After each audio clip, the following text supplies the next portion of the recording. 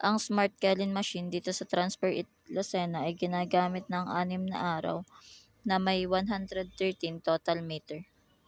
Ito ang printer head area, capping, head clean,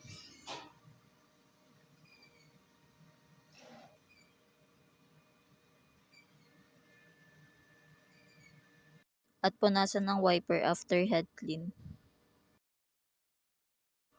Nozzle check. Ang ink system naman ay tama lang. Ang waste tank ay nalinis kahapon.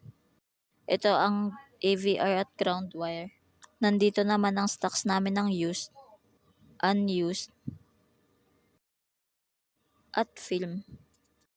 Ito ang records ng nagamit naming CMYK.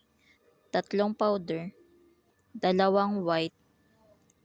Ito ang daily output namin. At ito naman ang printer checklist namin. Thank you po.